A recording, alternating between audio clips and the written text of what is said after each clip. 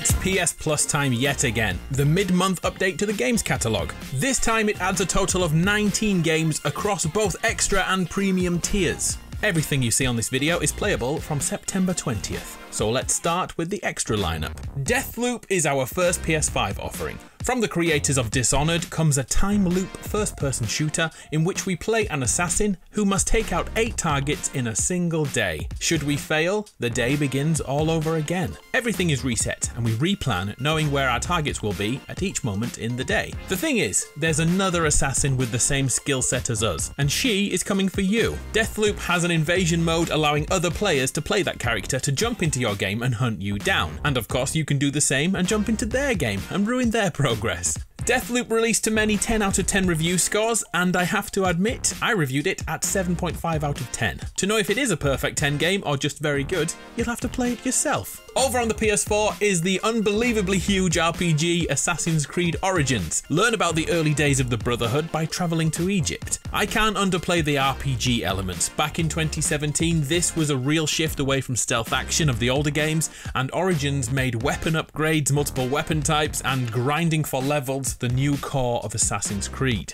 You'll need at least 30 hours to fulfill the story, and there's another 30 hours of side content to play through. There is so much to do in Origins, from discovering hidden temples with Tomb Raider style puzzles to taking on sea warfare, Black Flag style. Reviewers tell us this is an 8.5 out of 10. Next, another Ubisoft banger, Watch Dogs 2. This time we fill the boots of Marcus Holloway, a hacker in San Francisco. The premise always makes me think of a modern day Assassin's Creed. We fight the systems of power as a member of DedSec, a hacker group turned vigilantes. Watch Dogs drops you into a sandbox world with a bunch of toys and lets you use them however you please to complete missions. Drones, stealth, hacking, sending poor intel to other gangs to have them fight each other whilst you watch from the rooftops. There's many ways to get the job done, and like the previous game, other players can jump into your game and attempt to hack you for information. Ultimately, Watch Dogs 2 reviews at 8 out of 10. So will you go back? Next, Dragon Ball Xenoverse 2, a role-playing fighter crossed with an RPG. Definitely one for the die-hard Dragon Ball fans. We create a character and slowly build up their power level in order to fight more iconic enemies from the TV show. The core fighting can be as simple as combo spamming, yet play long enough and you'll be managing meters and cancelling combos to immediately start a different one, all whilst fighting in every direction possible. The story is cleverly written around a new set of bad guys who are changing the history of Dragon Ball, which means we have to step in and make sure the real canon stories are kept intact. Xenoverse 2 is a solid option.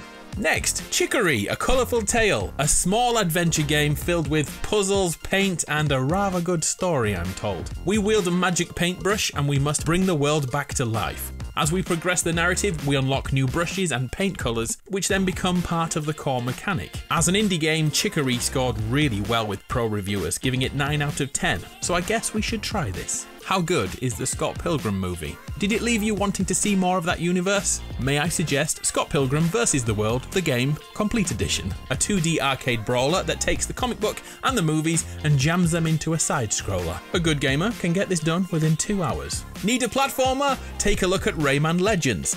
It may be almost a decade old, but hey, it's still great. Rayman Legends has so many unique ideas that makes 10 hours of gameplay go in an instant. If you never played it, I recommend it. And so did the reviewers back then. IGN gave it 9.5 out of 10. Another nostalgic platformer is Alex Kidd in Miracle World DX. The really cool thing here is the ability to switch eras. The original game was made in the 1980s, and you can switch to that with one button, or keep it super modern in the 2020s instead. The best thing about Miracle World is its dedication to play like a game made 30 years ago.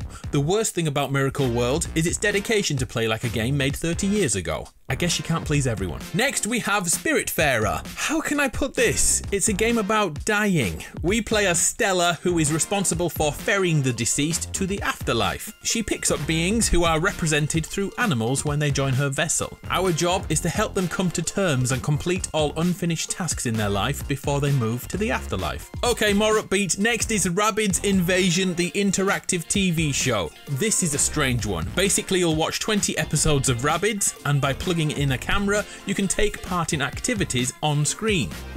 And what about a racing game? This month, it's Monster Energy Supercross, the official video game 5. That's a long ass title. There is a multiplayer, there is a track creation, and a bunch of dirt too. You'll already know if you want to play this. Okay, is anyone actually still here? Cause now we're moving on to PS Plus premium content, and for this month there's another bunch of retro classics. The Sly Collection is here, which includes the original Sly Cooper, Sly 2 Band of Thieves, Sly 3 Honor Amongst Thieves, and then we have Sly Cooper Thieves in Time. And if that isn't enough Sly Cooper for you, there's Bentley's Hack Pack, which is a bunch of arcade mini-games. For fans of action shooters, we have Siphon Filter 2 from the PS1 as Gabe and Zing return, and for movie fans, we have Toy Story 3 on the PSP, and also Kingdom of Paradise. Finding footage for these games is tough, hence why I went through them quite quickly. So that's September for extra and premium PS Plus subscribers. A total of 19 games to play. How will you find the time? I'm Adam, you're awesome. Peace!